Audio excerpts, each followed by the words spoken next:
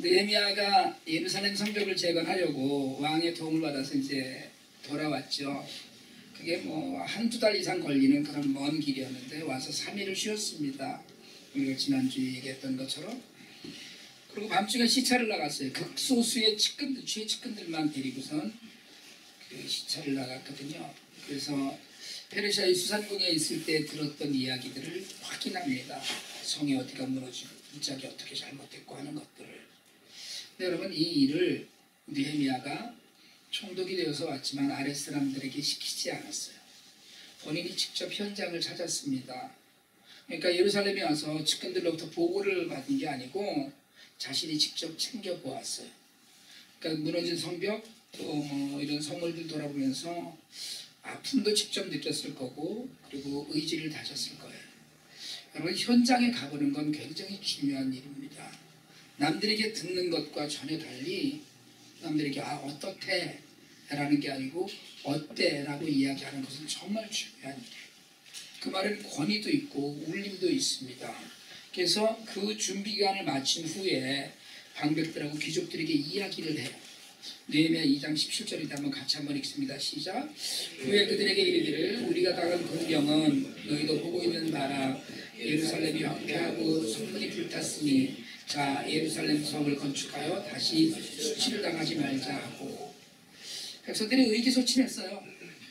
야, 이거 뭐 우리는 맨날 이렇게 살아야 되나 보다 이런 생각만 갖고 있었는데, 백성과 지도자들 되는 사람들이 그래도 느헤미야가 왕의 호의 가운데 왕이 막 이런저런 편의를 보여주어서 성을 재건한다는 걸 알았고, 그리고 그 모든 것을 앞에 두고 한 말이에요.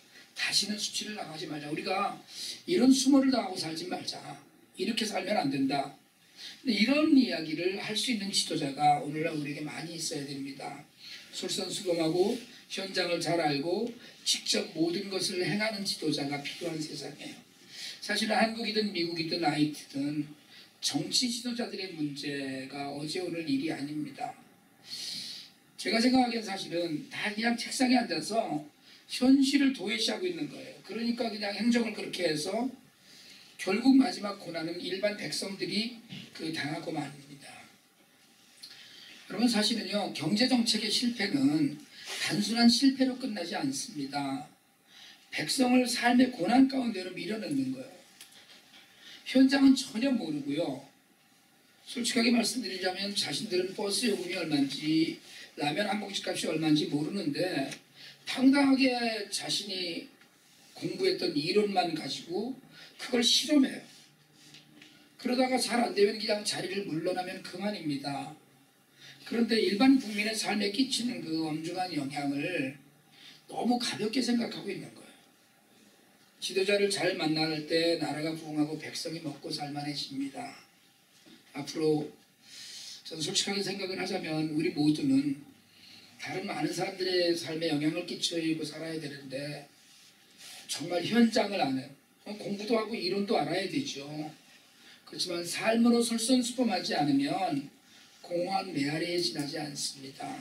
느헤미야가 그렇게 자신이 모든 것을 확인한 후에 예루살렘 건축해서 우리가 수모를 당하지 말자 했을 때 그 말에 힘이 있고 울림이 있었던 거거든요.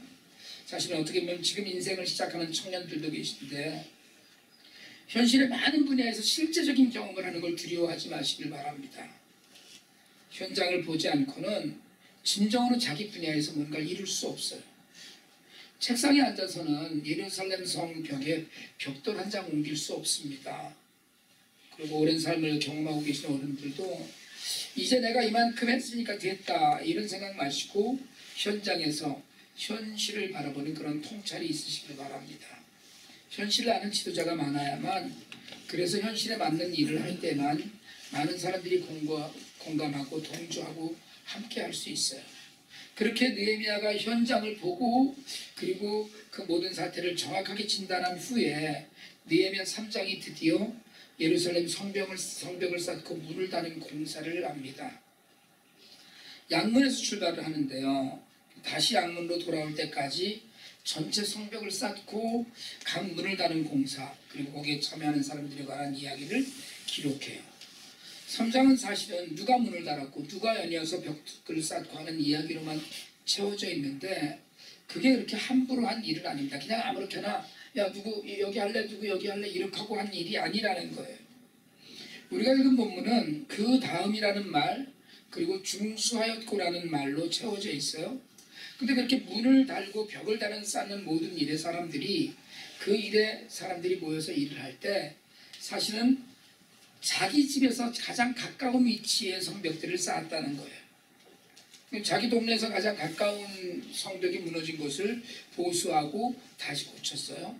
뭐 어떤 이들은 심지어는 예루살렘 성벽과 붙은 곳에 살기도 했었는데 그 성벽을 재건하고 자기 동네에 있는 성벽을 쌓아갑니다. 그러니까 느헤미야는 전략적으로 그렇게 조직을 해요. 그러니까 여기를 맡을 사람들은 누구다 하는 것을 조직할 때 현장에 나가서 직접 봤기 때문에 다른 사람들이 누구도 불평하지 않을 만큼 리드를 합니다. 동쪽 끝에 있는 사람에게 서쪽 끝에 가서 벽을 쌓게 하지 않고요. 리더들을 세워서 지역마다 그 지역의 책임자들, 그 성경은 때로는 주인이라고 표현했던 그런 부분들을 나누어서 모든 힘을 합쳐서 그 일을 하도록 합니다. 그러니까 아무리 큰 조직이라도 또 심지어는 아무리 작은 조직이라도 사람이 모여서 무슨 일을 하면 조직을 잘 구성하고 그렇게 손을 나누는 일이 지혜롭게 진행이 되어야 돼요. 그러니까 하다못해 작은 구멍가게를 해도 내가 혼자 하는 가게를 하나 한다고 하더라도 사실은 그 일은 시간을 어떻게 나눌 것이며 물건을 어떻게 진열할 것인가를 생각하듯이 또는 사람이 둘만 생겨도 누구는 이 일을 맡고 누구는 저 일을 맡아야 된다고 구분해 놓듯이 우리가 job description 한다고 그러잖아요. 그런 일들을 할 때 지혜롭게 해야 됩니다. 근데 여러분 느헤미야는 우리가 1장서부터 2장 계속해서 이야기할 때 하나님께 기도하는 사람이었어요. 심지어는 왕께 대화할 때 왕하고 이야기를 할 때 왕이 뭔가를 물어서 대답을 하려고 할 때 심지어는 그때조차도 하나님께 답을 구하면서 기도했던 사람입니다. 하나님의 사람, 기도하는 사람은 사실은 여러분 지혜로운 사람이에요. 세상에서도 그 지혜가 정말 빛나는 사람입니다. 저는 여러분이 정말 기도를 쉬지 않기를 기도하고 있어요. 사마야는 기도를 쉬는 것을 죄를 짓는 것이라고 이야기했는데 여러분 정말로 기도하면서 하나님의 뜻을 알아가면서 하시길 바랍니다. 오늘 시작은 북쪽에 있는 양문에서 시작을 해요. 지난주에 제가 보니까 절기를 이렇게 쭉 적어서 보여드렸더니 이게 너무 글씨가 작아갖고 이렇게 하고 보시더라고요. 그래서 확대를 해서 여기에 이제 지금은 예루살렘 성문이 회색으로 되어 있는 부분이 예루살렘 성벽이고 그 바깥에 있는 성은 헤롯의 궁의 그 당시의 성벽들입니다. 지금이 예루살렘 성을 만들어 가는데 처음에 양문이라고 하는 곳에서 시작을 해요. 대제사장 엘리야십과 형제 제사장들이 양문을 건축하고 하나님께 바쳤다고 이야기합니다. 그리고 망대와 망대 사이에 성벽도 쌓아서 봉헌해요. 양문이라고 하는 것은 말 그대로 양이 드나드는 문이에요. 쉽게이트라고 그러거든요. 양은 제물용 양입니다. 그러니까 제사를 드리기 위해서 들어오는 양들이 대부분 그 문으로 들어오는 거예요. 그러니까 제물로 잡을 양을 데리고 들어가는 곳이에요. 성전에서 가장 가까운 쪽입니다. 실제로는. 그러니까 그 양문 쉽게이트를 대제사장과 제사장들이 함께 건축해서 솔선수범의 본을 보입니다. 당시 북쪽 지역은 사실은 지금 양문이 경계하는 북쪽 지역은 사마리아 사람들이 많이 공격을 해왔던 그런 지역이에요. 그러니까 그 지역에 문을 쌓으면서 물론 성전과도 가까웠지만 그 일에 제사장들이 나서는 거예요. 그러니까 여러 사람들이 나서기 시작을 해요. 여러분 이게 무슨 얘기를 의미하냐면 지도자의 솔선수범이 있어야 된다는 이야기예요. 어느 조직이든지 지도자들이 발벗고 나서지 않으면 이렇게 모든 백성들이 함께 나서지 않습니다. 근데 어쨌든 양문을 대제사장과 제사장들이 쌓기 시작을 하니까 여리고 사람들이 성벽을 연이어서 쌓고 그리고 물고기 문이라고 하는 어문은 하스니아의 자손이 세워요. 어문은 두로 지방에서 오는 물고기 장사들이 드나든 데서 유래한 이름이거든요. 하스니아의 자손이 성문에 문틀을 짜고 문짝을 만들어 달았어요. 자물쇠를 달고 빗장을 걸어서 든든하게 했습니다. 그렇게 모든 사람들이 벽을 보수해서 차근차근 쌓아나가요. 여러분, 그러면 이제 제사장들도 본을 보이고 다른 사람들도 다 하면 모두 다 그렇게 해야 돼요. 그런데 어떤 공동체든지 여전히 이기적이고 개인주의에 물든 인간들이 있어요. 오늘 5절에 보니까 그 다음은 드고아 사람들이 중수하였으나 그 귀족들은 그들의 주인들의 공사를 분담하지 아니하였으며 라고 했어요. 여기서 주인은 공사 책임자를 이야기합니다. 그러니까 먹고 살만한 유력자들이 드고아 사람들 중에 또 그 드고아 사람들이라고 하는 사람들 중에 일부가 먹고 살만한 사람들이 있었는데 전혀 협조하지 않는 거예요. 성전 건축에 참여하지 않아요. 모든 것을 갖추었지만 사회적으로 연대해야 될 때 나 혼자 하는 사람들이 있다는 거예요. 시편 78편 9절에는 에브라임 사람들에 대해서 이렇게 기록한 절이 있습니다. 에브라임 자손은 무기를 갖추며 활을 가졌으나 전쟁의 날에 물러갔도다 라고 기록해요. 많은 것을 갖고 많은 무기도 갖췄지만 결정적인 순간에 에브라임 사람들이 그냥 후퇴하고 말아요. 여러분, 아무리 좋은 재능을 가졌어도 아무리 많은 것을 받았어도 이웃을 위해서, 나라를 위해서, 하나님 나라를 위해서 써야 할 때 쓰지 못하면, 그리고 꽁무니를 빼면 당장 몸은 편할지 모르지만 결국 스스로 패배자가 되고 말아요. 자신의 소유를 아끼고 재능을 아끼고 시간을 아끼면 그러면 공동체를 위해서 할 수 있는 일은 전혀 없습니다. 사람들은 자기가 맡은 일을 묵묵히 하지만 아무것도 협조하지 않는 사람들에 대해서 마음속으로 평가해요. 하나님도 마찬가지입니다. 하나님도 마찬가지로 그 좀 같이 하지 저러고 있네라고 하나님 평가하시는 거예요. 공동체를 위해서, 가정을 위해서, 또 직장을 위해서, 사회를 위해서 여러분의 삶을 아끼지 않으실 수 있길 바랍니다. 주인은 몸을 아끼지 않아요. 근데 나그네는 몸을 살립니다. 오늘 5절의 귀족이라는 자들은 예루살렘에서 먹고 살 만한 사람들을 이야기하는 거예요. 공사를 분담하지 않았어요. 아까웠겠죠, 성벽은. 그런데 여러분, 그 귀족들은 분담하지 않았다고 얘기했어요. 그런데 성벽은 세워져 가요. 내가 하지 않아도 하나님께서는 반드시 다른 누군가를 써서 그 일을 합니다. 이건 무서운 이야기예요. 제가 늘 드리는 말씀인데, 제가 IT 고아들 쌀 사주시면 제가 혹시 안 가면은요, 그 애들 다 굶어 죽겠죠? 아니에요. 하나님은 다 먹고 살게 하셔요. 우리 착각이에요. 내가 안 하면, 여러분이 안 하는 건, 우리가 안 하는 건 기회를 잃는 거예요. 그냥 공동체의 주인이 되시길 바랍니다. 제가 처음에요, 목회를 할 때인데 큰 교회를 빌려서 예배를 드리고 뒷마무리를 하는데 체육관이 있었어요. 거기 떨어진 휴지를 저는 보고 주세요. 근데 젊은 전도사가 있었는데 휴지를 못 봅니다. 못 봐요. 이게 떨어졌는지 안 떨어졌는지 몰라요. 전기 켜진 복도를 지나가는데 저는 끄고 가요. 근데 전도사는 끄고 안 가요. 제가 어느 가게 어떤 분을 찾아보아야 될 일이 있어서 처음 보는 분인데 찾아갔거든요. 제가 가서 금방 주인을 알아봤어요. 그럼 주인과 나그네는 일하는 자세가 다릅니다. 제가 비즈니스 할 때, 제가 사무실에 있을 때와 제가 사무실을 비울 때 업무 진척 양이 달라요. 여러분, 자발적인 종업원이 나중에 주인이 돼요. 내가 주인이 될 때 눈에 들어오는 것이 있습니다. 내가 그 주인의 눈으로 보면, 여러분 간절히 축복하기는 여러분 모두가 하나님 나라의 주인이 되시기를 바랍니다. 정말 중요한 일이에요. 분담하지 않으면, 내가 안 하면 하나님은 그 일을 반드시 누군가를, 다른 사람을 통해서 일하셔요. 아무 관계 없어요. 그렇지만 내가 그 일을 안 하고 해서 하는 시간도 아끼고 돈도 아끼고 몸도 아낀 것 같지만 하나님께서는 그렇게 생각하지 않으신다는 거예요. 그렇게 해서 성전은 준수되어 갑니다. 근데 사람들은 그렇게 계속된 그 공사를 보면 다 자기 형편껏 일을 해요. 8절은 이렇게 이야기합니다. 한번 같이 한번 읽을까요? 시작. 그 다음은 금장색 하레야의 아들 우시엘 등이 중수하였고, 그 다음은 향품장사 하나냐 등이 중수하되 그들이 예루살렘의 넓은 성벽까지 하였고. 옛문에서 시작했는데요. 스룹바벨의 성벽이라고, 성벽이 그냥 이렇게 벽돌 한 장을 쌓는 게 성벽이 아닙니다. 성벽은 그 위에서 사람들이 최소한 두 사람의 어깨를 부딪히지 않고 지나다닐 수 있을 정도의 넓이로 쌓는 게 성벽이에요. 이게 벽돌로 그냥 담아나 쌓는 게 성벽이 아닙니다.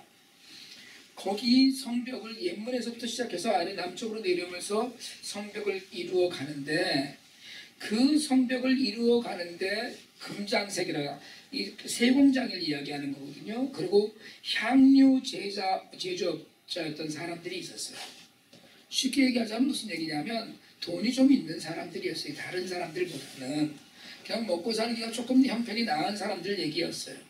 그 사람들이 성벽을 해가는데 성벽의 넓은 부분까지 담당했다고 이야기했어요. 그럼 이 얘기는 뭘 얘기합니까? 돈이 많이 들었을 거라는 이야기예요. 여러분, 성경은 언제나 충성을 요구합니다. 맡은 자들에게 구할 것은 충성이라고 했어요. 여러분, 충성이라는 건 적당히 하는 게 아닙니다. 충성은 죽을 힘을 다하는 거예요. 죽을 수도 있는 거예요. 그러니까 죽음을 마다하지 않는 것이 충성이지, 충성한다고 해놓고 전쟁 나면 도망가는 건 충성이 아니거든요. 그러니까 충성에는 희생이 따라요. 금장색이었고 또 향료 장사였지만 어쨌든 그들이 넓은 것을 감당할 때는 그들 나름대로 충성이 있었다는 거예요. 하나님 나라를 위해서 좀 더 가진 자들은 조금 덜 가진 사람들은 또 자기 형편에 맞게 충성하거든요. 그렇게 성벽이 쌓여져 갑니다. 하나님의 도성이 세워져 가는 거예요. 여러분, 돈이 많다고 넓은 성벽을 세우는 건 아니에요. 돈이 많은 사람이라고 성벽을 넓은 걸 자기가 알 수 있는 건 아닙니다. 그렇다고 해서 돈이 없다고 해서 또 아무것도 못한다는 것도 아니에요. 돈은 제가 늘 드리는 말씀이지만 부자는 어떤 사람이에요? 쓴 만큼 부자예요. 돈을 아무리 많이 갖고 있어도 나한테 돈이 100만 불 있다, 이건 아무 소용없습니다. 100만 불을 쓴 사람이 밀리어네어예요. 여러분, 쓰지 못하면 가난한 거예요. 그냥 돈 많이 갖고 있는데 가난하게 사는 분들이 많거든요. 부자는 아니지만 하나님 나라를 위해서 아끼지 않으면 그분 부자입니다. 제가 수요일 전에도 말씀을 드렸지만 작년 여름에 IT를 다녀온 12학년 학생들 둘이 수요일 오후에 저희 집에 왔어요. 그 학생 하나가 땡큐 카드에다가 깨알같이 그 IT 갔다 온 것들 그리고 모든 것들에 대해서 감사하다는 메모를 구구절절히 써서 그 카드를 하나 줬어요, 저한테. 근데 그 봉투에 300불을 넣었더라고요. 12학년 아이가 아르바이트를 그동안 했다고 그러더라고요. 그걸 하면서 모은 돈을 받았어요, 제가. 성전에서 두 랩돈을 헌금한 과부를 칭찬하신 주님 생각이 났습니다. 제가 그 봉투를 어디다 넣어두지도 못하고 지금도 그냥 책상 위에 두고 있어요. 기도할 때마다 생각합니다. 같이 온 12학년 아이 하나는 작년에 여러분들이 사셨던 에코백을 팔았던 아이예요, 만들어서. 작년에 200개 그 에코백을 팔고 나서 거기서 나온 수익금으로 가방 300개를 맞춰서 가져다 주었습니다. 자신의 달란트로 IT 고아들을 섬겼어요. 저는 압니다.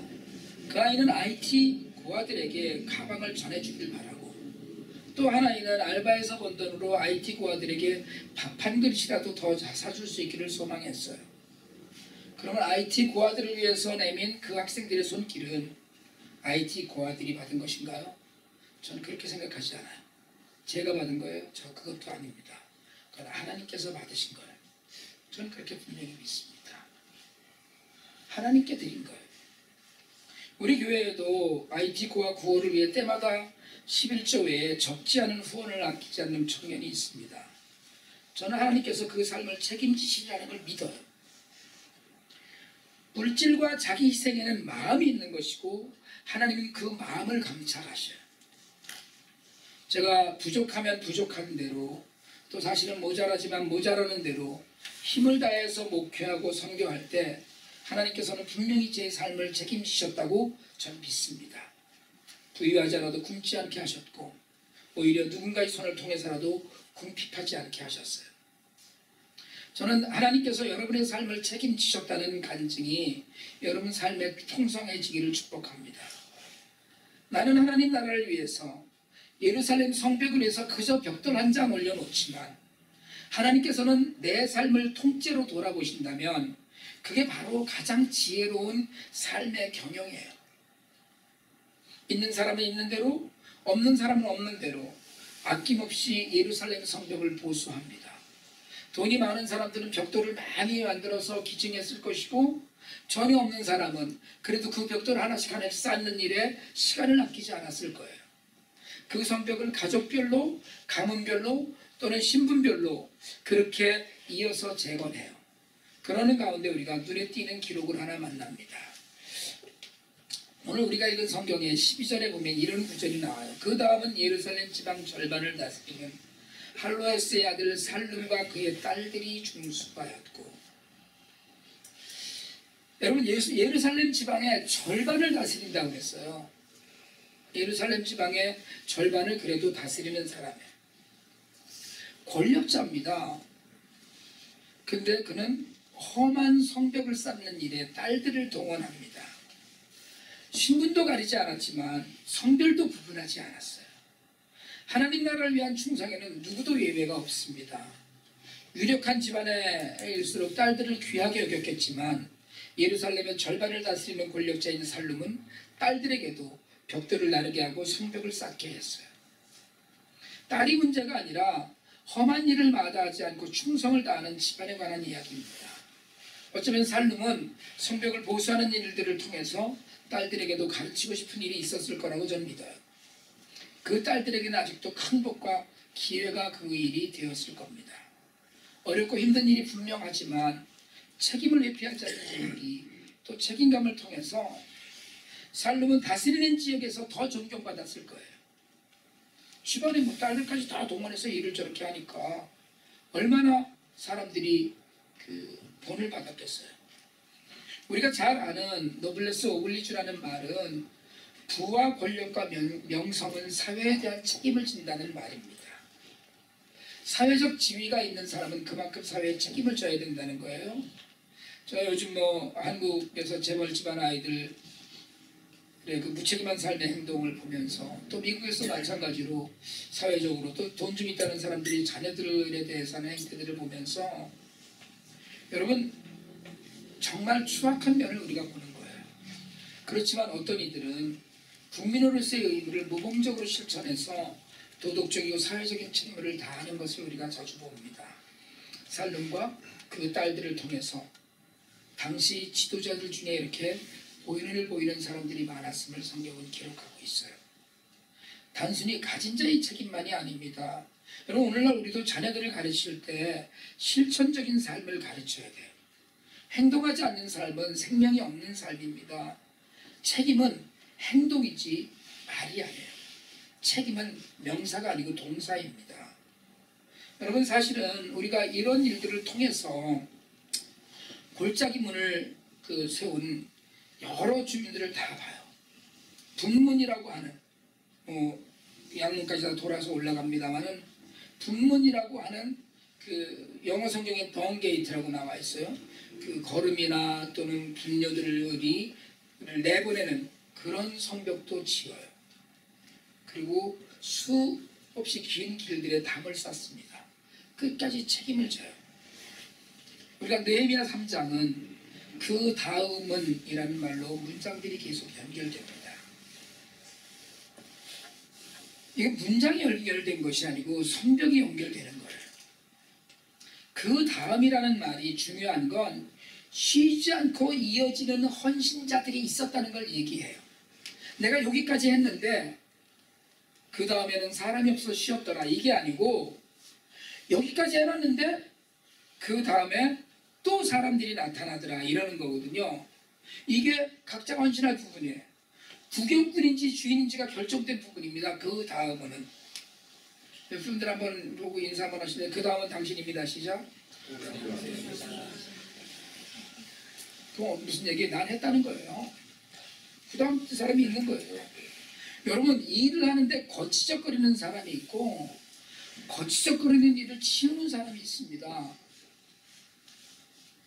어떤 사람이 될지, 그 다음에 내가 누가 될지에 관해서 우리가 결정해야 돼. 교회에서도, 직장에서도, 세상에서도 내가 맡아야 될 부분이 있어요. 내가 감당해야 될 부분이 있습니다. 내가 책임져야 될 부분이 있어요. 모두가 대장이 될 수는 없지만 또 뭐 그럴 필요도 없어요. 그렇지만 자기 일에는 적어도 자기가 주인이 되시길 바랍니다. 심지어는요, 자기 비즈니스를 하면서도 남말하듯이 하는 사람들도 있어요. 제가 보는 유일한 TV 프로그램이 골목식당이거든요. 골목식당의 청파동 편에 나오는 그 놈은 진짜 때리고 싶더라고. 근데 뭐 나중에 알고 보니까 건물주 아들이었다. 요즘은 조물주 위에 건물주가 있다면서요. 자기 책임이나 이런 게 전혀 없는 거예요. 그냥 이걸로 노는 거야. 게임 그냥 노는 거야, 놀이. 자기 일의 주인이 자기가 되면 소홀히 못합니다. 하나님께서 맡기신 부분이 있거든요. 여러분, 내가 무엇을 해야 되는지를 돌아보시길 바랍니다. 교회에서도 그렇고요, 가정에서도 마찬가지예요. 일을 하실 때, 직장생활 하실 때 직장인으로 사시지 마시길 바랍니다. 그냥 구멍가게 또는 회사에 나는 그냥이야, 그냥 뭐 잠깐. 우리 여기 한국에서 인턴 온 청년들도 있는데 저희 아들을 제가 자랑하는 것 같아서 그렇지만 자랑이죠. 저희 아이가 약간 지 엄마를 닮아갖고 아빠를 닮아서 굉장히 슬기롭고 지혜롭고 몸을 살리면서 할 텐데 몸을 아끼지 않고 일을 합니다. 큰 아이가. 작은 놈은 저를 닮아서 약간 꾀가 좀 있는데 미친 듯이 일을 해요. 그냥 정말 미친 듯이 일을 합니다. 무슨 일을 하면 제가 알아요. 대학교 졸업할 때 오라는 회사들이 굉장히 많았어요. 탐내는 회사들이. 지금도 좋은 회사에 가 있는데 일주일 한 1, 2주에 한 번씩 전화가 와요. 아빠 어디서 오랬는데 어디서 오랬는데 이러고. 너무 잘난 척하는 것 같더라고요. 그런데 미친 듯이 일하니까, 주인처럼 일하니까 받는 평가라고 저는 믿어요. 여러분, 그 다음은 나입니다라는 고백이 끊어지지 않는 삶을 사시길 바랍니다. 주인 되는 삶을 사세요. 하나님 나라는 그런 사람들에 의해서 완성되어 가요. 그런데 하나님 나라의 영원한 손님으로 살지 하나님 나라의 주인으로 살지는 내 믿음의 결단에 따라서 달라집니다. 같은 집안이었는데 그래도 먹고 살만한데 나는 성벽 쌓는 일은 나하고 관계없다라고 하면 영원히 그 성벽을 쌓고 난 다음에 자기 주장을 할 수가 없어요. 나도 그래도 이만큼 했는데 이 얘기를 할 수 있어야 되거든요. 근데 그게 아니고 남이 쌓는 데 가서 눈치 보면서 살아야 돼요. 진심으로 바라기는 하나님 나라를 세워가는 일에 쓰임받으시길 바랍니다. 그러려면 그 다음 접니다라는 고백이 있어야 돼요. 그 다음은 제가 합니다라는 책임감 있는 삶의 자세로 세상에서 많은 사람들의 본이 되시길 바랍니다. 하나님께서 분명히 우리 삶에 복을 더하시고 예루살렘 성을 든든하게 하셨듯이 우리들의 삶을 든든하게 하실 줄 믿습니다.